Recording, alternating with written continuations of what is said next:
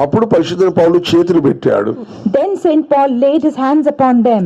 వారు పరిశుద్ధాత్మ శక్తిని పొందారు. They received the power of the Holy Ghost. అన్య భాషలు మాట్లాడుతూ పోయారు. And they spake with tongues. ఇదే సందర్భము అపోస్తల కార్యము 8వ అధ్యాయములో సమరయలో జరిగిన కథ. This is the same story that happened in Acts of the Apostles 8th chapter in Samaria. సమరయలో కూడా వారు బాప్తిసం పొందారు. ఫిలిప్ చేతిలో బాప్తిసం పొందారు. In Samaria also they received baptism in the hands of Philip. కానీ అంతవరకు వారు పరిశుద్ధాత్మనే పొందలే. But until then they did not receive the Holy Spirit. అపోస్తల కార్యం 8వ అధ్యాయము 12. Acts 8:12. అయితే ఫిలిప్పు దేవుని రాజ్యమును గూర్చియు యేసుక్రీస్తు నామమును గూర్చియు సువార్త ప్రకటించుచుండగా వారు అతన్ని నమ్మి పురుషులను స్త్రీలను బాప్తిస్మము పొందిరి. సమరయ వారు దేవుని వాక్యం అంగీకరించిరని యెరూషలేములోని అపోస్తలు విని పేతురును యోహాను వారి యొద్దకు పంపిరి. వీరు వచ్చి వారు పరిశుద్ధాత్మను పొందవలెనని వారి కొరకు ప్రార్థన చేసిరి. అంతకుముందు వారిలో ఎవరి మీదను ఆయన దిగి ఉండలేదు.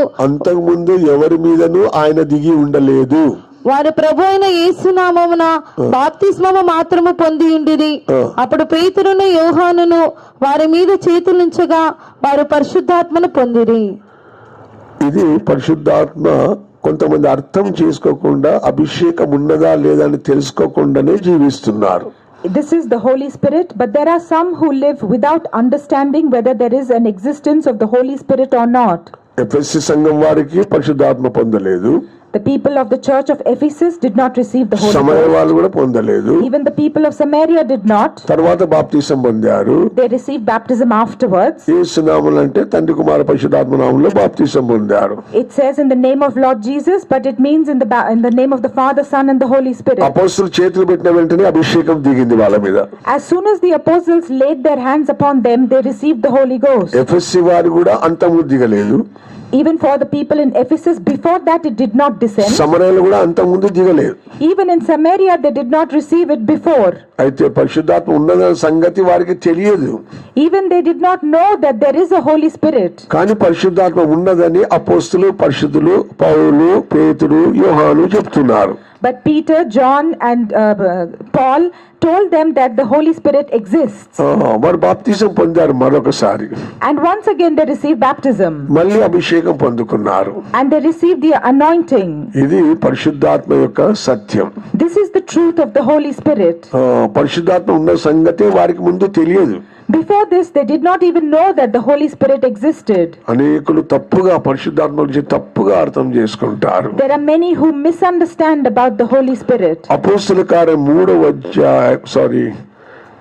అధ్యాయము 38-39. 38 Acts 2 verse 38. పేతురు మీరు మారు మనసు పొంది పాపక్షమాపణ నిమిత్తము ప్రతివాడు యేసుక్రీస్తు నామమున బాప్తిస్మము పొందుడి. అప్పుడు మీరు పరిశుద్ధాత్మ అను వరము పొందుదురు. కనుక పరిశుద్ధాత్మ అనే వరమును పొందుదురు. మారు మనసు వేరే, బాప్తిసం వేరే, పరిశుద్ధాత్మ వరం వేరే. In this verse we can see that repentance is one thing, baptism is another, and receiving the gift of the Holy Ghost is another thing altogether. ఈ పరిశుద్ధాత్మ దేవుడు ఎవరు? Who is this Holy Spirit God? తండ్రి, కుమార, పరిశుద్ధాత్మ దేవుడు. త్రిత్వ దేవుడు, ఒకే దేవుడు, కానీ 3 భాగాలు కనబడుతున్నాయి. The triune God is one God, but we can see 3 parts: the Father, the Son and the Holy Ghost. తండ్రి పాత నిబంధన కాలంలో తాను శక్తివంతంగా క్రియ చేశాడు. In the Old Testament times we see that the Father worked powerfully. ఆ తర్వాత తండ్రి ఏం చేసిందంటే యేసును లోకంలోనికి పంపాడు. After that the Father sent Jesus into this world. యేసు పరలోక శిలువలో చనిపోయి తర్వాత మానవ కోటికి రక్షణ ఇచ్చాడు. Jesus died upon the cross of Calvary and he gave salvation to mankind. యేసయ్య వెళ్ళిపోయేటప్పుడు ఏం వాగ్దానం చేశాడంటే, the promise that Jesus made when he was going away, నేను వెళ్ళి వేరొక ఆత్మను పంపుతాను. he said I will go and send another spirit. అదే పరిశుద్ధాత్మ దేవుడు. That is the Holy Spirit. 48 and 49. ఈ సంగతులకు మీరే సాక్షులు. ఇదిగో నా తండ్రి వాగ్దానం చేసినది మీ మీదికి పంపుచున్నాను.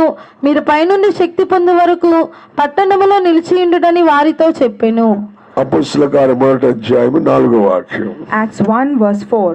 ఆయన వారిని కలుసుకొని ఇలాగ ఆజ్ఞాపించెను, మీరు యెరూషలేము నుండి వెళ్ళక నా వలన వినిన తండ్రి యొక్క వాగ్దానం కొరకు కనిపెట్టుడి.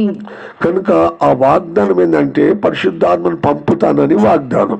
The promise is that I will send down the Holy Spirit. అదే వాగ్దానం ఎప్పుడు నెరవేర్చాడు? అపోస్తల కార్యం 2:1 నెరవేర్చాడు. That promise was fulfilled in Acts of the Apostles 2nd chapter first 2 verses. Pentecost పండుగ దినము వచ్చినప్పుడు అందరూ ఒక చోట కూడి ఉండిరి. అప్పుడు వేగముగా వీచు బలమైన గాలి వంటి యొక్క ధ్వని ఆకాశము నుండి అకస్మాత్తుగా వారు కూర్చుండి ఉన్న ఇల్లంతయు నిండెను. మరియు అగ్ని జ్వాలల వంటి నాలుకలు విభాగింపబడినట్టుగా వారికి కనబడి వారిలో ఒక్కొక్కరి మీద వ్రాలగా అందరూ పరిశుద్ధాత్మతో నిండిన వారై ఆత్మ వారికి వాక్శక్తి అనుగ్రహించిన కొలది అన్య భాషలతో మాట్లాడసాగిరి. కనుక ఇక్కడ పరిశుద్ధాత్మ పెంతెకొస్తు అనే దినం దిగినప్పుడు వారు అన్ని భాషలు మాట్లాడారు. Here we see that when the Holy Spirit descended on the day of Pentecost, they began to speak in tongues. కనుక పరిశుద్ధాత్మ దేవుడు యేసయ్య పరలోకం పోయి పంపాడు పెంతెకొస్తు దినమున. So the Holy Spirit was sent down upon this earth by Jesus on the day of Pentecost after he ascended into heaven. అదే పరిశుద్ధాత్మ దేవుడు ఇప్పుడు కూడా సంఘములో క్రియ చేస్తున్నాడు. The same Spirit of God is also working in the church now. అపోస్తల కార్యం 10వ కూడా అక్కడ కొర్నేలి కుటుంబం అన్య కుటుంబం, దేవుడు ఎరగని కుటుంబం. In Acts of the Apostles 10th chapter we read of the family of Cornelius, who was a strange family. They were Gentiles and they did not know God. యేసయ్య తెలియదు, కానీ దర్శనంలో కనబడి యేసయ్య పేతురుని పిలిపించుకోమని చెప్పాడు. They do not know who Jesus is, but Cornelius saw him in a vision and Jesus told him to call Peter unto himself. ఆ తర్వాత 44 నుండి చదవండి. పేతురు ఈ మాటలు ఇంకా చెప్పుచుండగా అతని బోధ విన్న వారందరి మీదకి పరిశుద్ధాత్మ దిగెను. సున్నతి పొందిన వారిలో పేతురుతో కూడా వచ్చిన విశ్వాసులందరూ పరిశుద్ధాత్మ వరము అన్ని జనుల మీద సైతము కొమ్మరింపబడుట చూచి విభ్రాంతి నందిరి. ఏలైనగా వారు భాషలతో మాట్లాడుచు దేవుని గణపరచుచుండగా వినిరి. కనుక పరిశుద్ధాత్మ దేవుడు ఉన్నాడు. అది దిగినప్పుడు అన్య భాషలు వస్తున్నవి. అన్ని భాషలు పొందినప్పుడే అది పరిశుద్ధాత్మ గుర్తు అనేది మనకి వాక్యాలన్నీ బోధిస్తున్నాయి. So all these verses are teaching us that there is a Holy Ghost, and when the Holy Ghost descends and comes upon us, then we will speak in tongues, and this is the sign of the anointing of the Holy Spirit. లూకా సువార్త 11:11-13 వాక్యంలో యేసయ్య అంటున్నాడు, ఎవరైతే పరిశుద్ధాత్మ అడుగుతారో వారికి తండ్రి ఇస్తాడు. In Luke 11th chapter verses 11 to 13, Jesus says that whosoever will ask the Father of the Holy Spirit, he shall be given it. మీలో తండ్రి అయిన వాడు తన కుమారుడు చేపనడిగితే చేపకు ప్రతిగా పామునిచ్చిన, గుడ్డునడిగితే తేలునిచ్చిన. కాబట్టి మీరు చెడ్డవారై ఉండియు మీ పిల్లలకు మంచి ఈవులనియ నెరిగి ఉండగా పరలోకమందున్న మీ తండ్రి తన అడుగు వారికి పరిశుద్ధాత్మను ఎంతో నిశ్చయముగా అనుగ్రహించుననిను. ఎంతో నిశ్చయముగా అనుగ్రహించునని యేసయ్య చెప్పాడు. Jesus said, how much more shall your heavenly Father give the Holy Spirit to them that ask him? నేను దేవుని దగ్గర అలాగే అడిగాను. I asked the Father in the same way. నేను పుట్టి పెరిగింది CSI సంఘం. I was born and brought up in a CSI church. పరిశుద్ధాత్మ అంటే నాకు తెలియదు. I do not know what the Holy Spirit is. ఏ విధం చేత నేను సరే రక్షింపబడ్డాను. I was somehow saved. అయితే దేవుని యొక్క సన్నిధిలో అడిగాను, ప్రభువా పరిశుద్ధాత్మ ఉంటే నాకు ఇవ్వు. So I asked in the presence of God, if there is a Holy Spirit, give it to me. ఎంతో మంది యవనస్తులు పరిశుద్ధాత్మ పొందుతూనే ఉన్నారు, నేను పొందుకోలే. Many youth were receiving the Holy Spirit, but I did not. అనేక స్థలములో ఏడ్చి 6 నెలల తర్వాత పొందాను. I cried in many places much, and after 6 months I received the Holy Ghost. ఎక్కడో బయటికి పోయి చెట్టు కింద కూర్చొని ప్రార్థన చేసేవాడిని. I used to go outside and sit under a tree and pray. ఎక్కడైనా అక్కడ చివరికి 6 months తర్వాత సరైన అభిషేకం అంటే ఆ అగ్నిభిషేకం అన్నమాట. After 6 long months, I received a fiery anointing. ఆ అభిషేకం ఇంతవరకు నాలోనే ఉంది.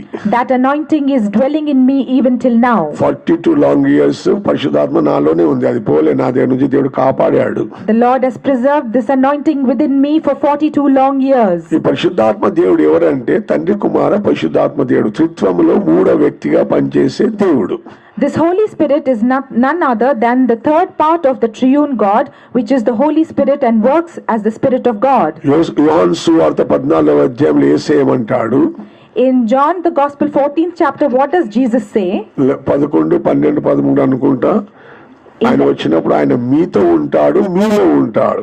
In 11, 12 and 13 he says, when he comes, he shall dwell in you and he shall be with you. 17వ వాక్యం. Verse 17. 17వ వాక్యం. 17వ వాక్యం.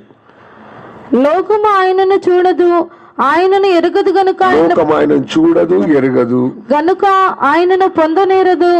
మీరు ఆయనను ఎరుగుదురు, ఆయన మీతో కూడా నివసించును, మీలో ఉండును. ఇదే పరిశుద్ధాత్మ దేవుడు దిగినప్పుడు వచ్చే కార్యం. This is the thing that will happen when the Holy Spirit comes upon us. కనుక యేసయ్య చెప్పిన మాట సత్యం. Therefore the word of Jesus is the truth. అదే 14వ అధ్యాయంలో 21 వాక్యం 23 వాక్యం చదివినప్పుడు, In the same John's 14th chapter, when we read 21 and 23 verses, ఒకడు నన్ను ప్రేమించినట్లయితే నా ఆజ్ఞలు గైకొనును, if a man love me, he will keep my words, నేనును మా తండ్రిని వచ్చి వాని యొద్ద నివాసం చేస్తాము. and my Father and I will come unto him and make our abode with him. కనుక పరిశుద్ధాత్మ ద్వారా తండ్రి కుమారులు మన యొద్ద నివాసం చేస్తారు. Therefore through the Holy Spirit, the Father and the Son will dwell in us. అందుకొరకే 1 యోహాను పత్రిక 4:4 ఏముంది? That is why in 1 John 4th chapter 4th verse, what do we read? నీలో ఉన్నవాడు లోకంలో ఉన్న వాని కంటే గొప్పవాడు. He that is within you is greater than he that is in this world. అదే పరిశుద్ధాత్మ దేవుడు. That is the Holy Spirit. అందుకొరకే పరిశుద్ధాత్మ తప్పనిసరిగా మనం పొందుకోవాలి. Therefore we must necessarily receive the Holy Spirit, కానీ పరిశుద్ధాత్మ పోగొట్టుకోనకుండా జాగ్రత్తగా చూసుకోవాలి. and we must keep ourselves carefully so that we may not lose the anointing. సౌలు తన పరిశుద్ధాత్మను పోగొట్టుకున్నాడు. Saul lost his anointing. Samson తన పరిశుద్ధాత్మను పోగొట్టుకున్నాడు. Even Samson lost the Spirit. కనుక దావీదేమని ఏడుస్తాడు. So what does David cry and say? కీర్తనలో 51:10 వాక్యం, In Psalms 51 ప్రభువాని verse, పరిశుద్ధాత్మ నన్ను నాలో నుండి తీసివేయకు అంటాడు. he says, Lord, take not the Holy Spirit from me. ఎందుకంటే సౌలు నుంచి పోయింది ఆయన చూశాడు. Because he saw that the Spirit departed from Saul. పరిశుద్ధాత్మ నాయన తీసివేయకు అంటాడు. So he says, take not thy Holy Spirit from me. అందుకొరకే పరిశుద్ధాత్మ దేవుడే ఇప్పుడు సంఘములో క్రియ చేస్తున్నాడు. Therefore this Holy Spirit or the Spirit of God is working in the church now. అది పెంతెకొస్తు దినంలో దిగింది. It came down upon the day of Pentecost. 3,000 మంది బాప్తిసం పొందారు. 3,000 people were baptized. పరిశుద్ధాత్మను పొందుకున్నారు. And they received the Holy Ghost. అప్పుడే సంఘం అనేది ప్రారంభించబడ్డది. The church began on that day. అపోస్తలుల కార్యం 2వ అధ్యాయం 47లో ఇంగ్లీష్ లో ఉంది, they added into the church, సంఘములో వారు చేర్చబడిరి. In Acts 2nd chapter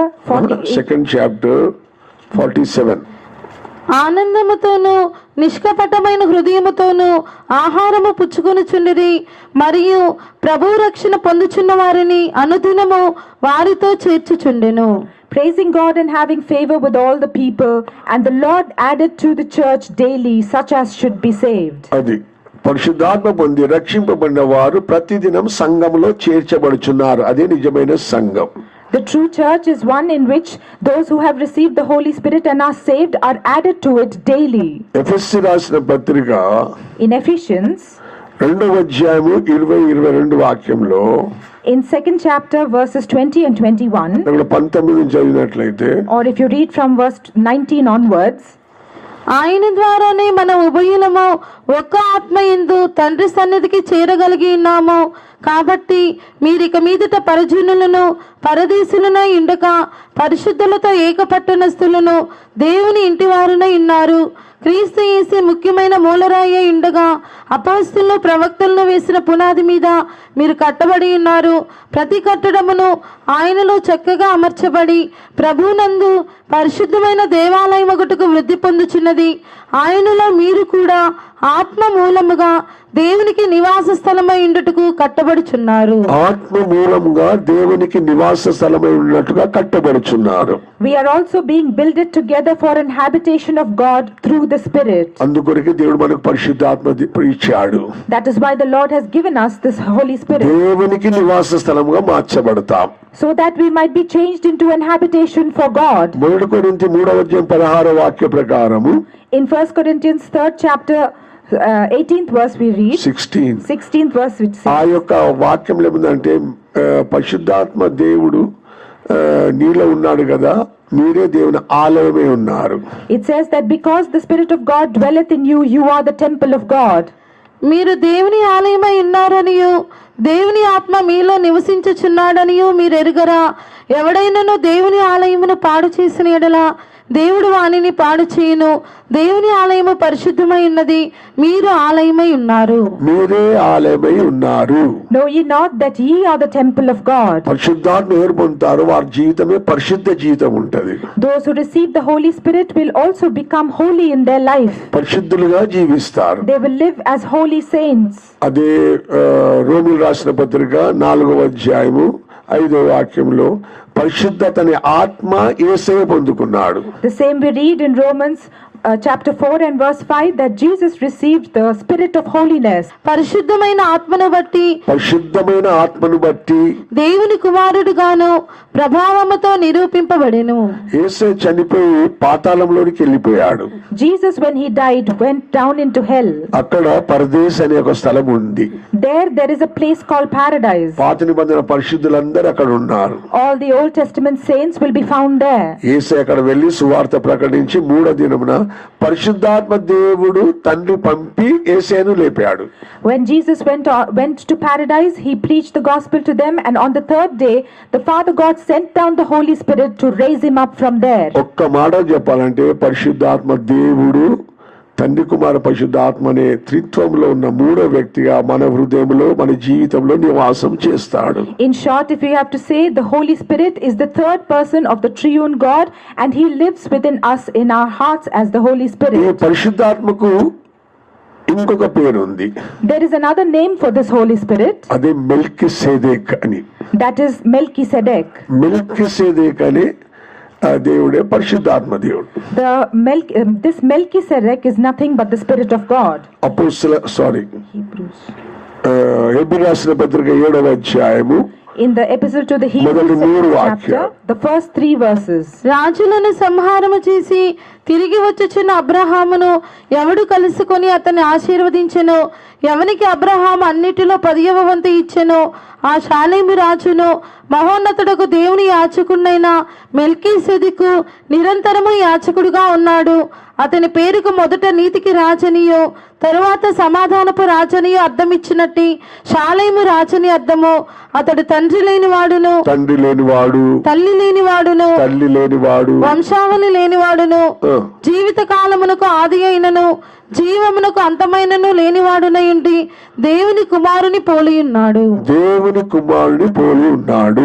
He was made like unto the Son of God. అదే పరిశుద్ధాత్మ దేవుడు మెల్కిసెదెక్. So this Holy Spirit God is Melchizedek. ఈ మెల్కిసెదెక్ అబ్రహామును కలుసుకున్నాడు ఆది కాండంలో. In Genesis, this Melchizedek met Abraham. అబ్రహామును ఆశీర్వదించాడు. He blessed Abraham. ఆది కాండము 14వ అధ్యాయము 18వ వాక్యం. Genesis 14th chapter and verse 18. మరియు షాలేము రాజైన మెల్కీసెదెకు రొట్టెను ద్రాక్షారసమును తీసుకుని వచ్చెను. అతడు సర్వోన్నతుడకు దేవునికి యాచకుడు. అప్పుడు అతడు అబ్రాహామును ఆశీర్వదించి ఆకాశమునకు భూమికి సృష్టికర్తయును సర్వోన్నతుడైన దేవుని వలన అబ్రాహాము ఆశీర్వదింపబడుగాక అనియు. కనుక ఈ మెల్కిసెదెకే పరిశుద్ధాత్మ దేవుడు అబ్రహామును ఆశీర్వదించాడు.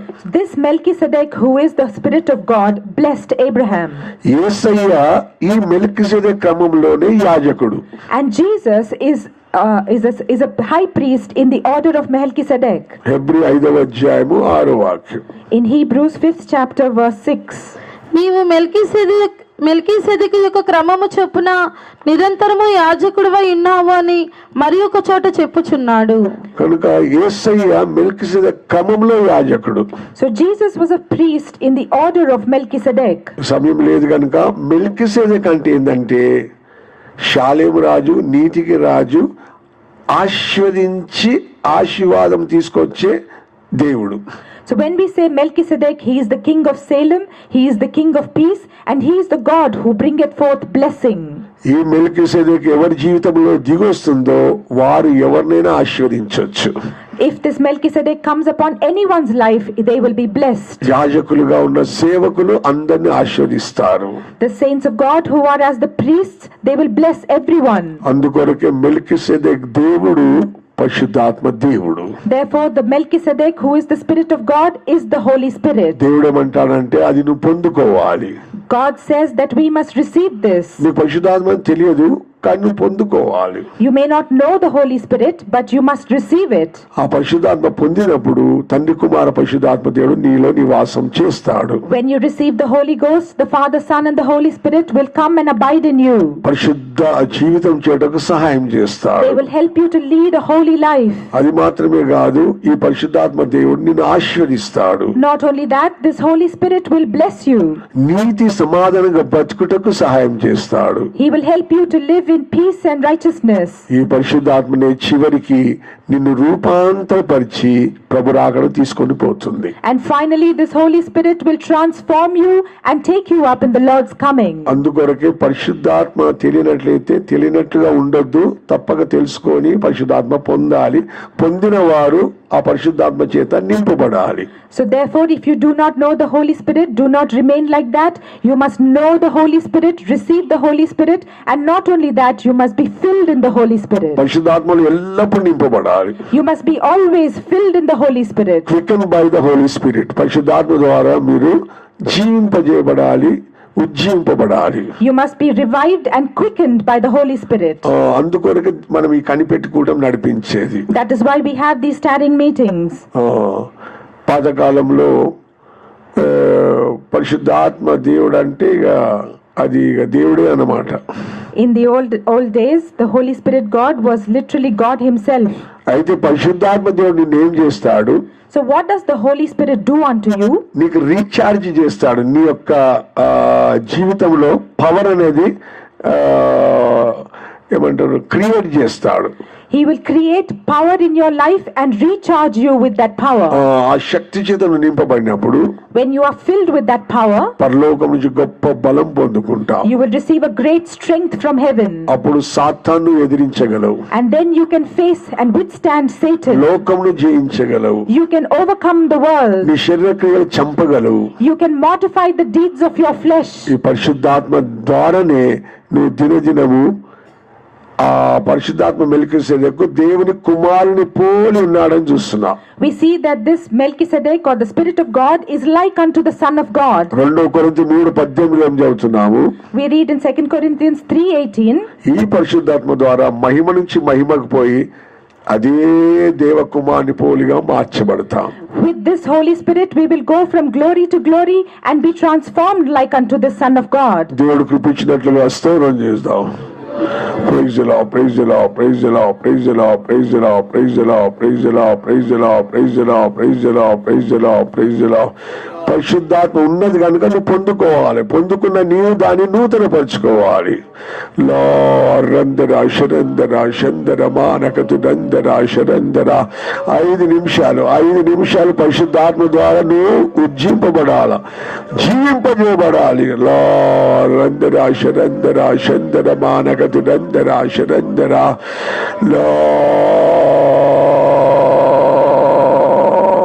జీవింపజేయు దేవా జీవింపజేయుము, అగ్ని అభిషేకంతో జీవింపజేయుము. జీవింపజేయు దేవా జీవింపజేయుము, అగ్ని అభిషేకంతో జీవింపజేయుము. శరీరాత్మ కల్మష దయింపజేయుము, శరీరా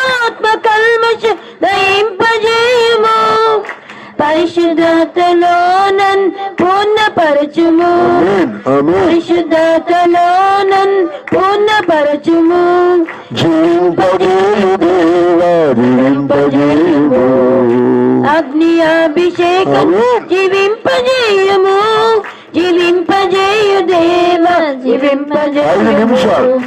అగ్ని అభిషేకంతో జీవింపజేయము శరీరాత్మ కల్మష దయింపజేయము శరీరాత్మ కల్మష దయింపజేయము పరిశుద్ధతలో నన్ను పూర్ణపరచుము పరిశుద్ధతలో నన్ను పూర్ణపరచుము శరీరాత్మ కల్మష దయింపజేయము శరీరాత్మ కల్మష దయింపజేయము పరిశుద్ధతలో నన్ను పూర్ణపరచుము పరిశుద్ధతలో నన్ను పూర్ణపరచుము ఆమేన్ రబాలక శిలాలబాదిని రబాలక తుదందరా శందరక తుదందరా శనందరా ఉరుమ నమానక శిలాల